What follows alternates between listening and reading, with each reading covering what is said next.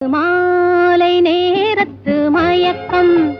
பூமாலை போல் உடல் மணக்கும் இதழ் மேலே இதழ் மோதும் அந்த இன்பம் தேடுது எனக்கும்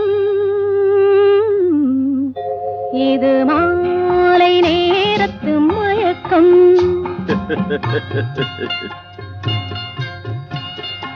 இது கால ஜீவனின் கலக்கம் இதை காதல் என்பது பழக்கம் ஒரு ஆணும் ஒரு பெண்ணும் பெற போகும் துன்பத்தின் துவக்கம்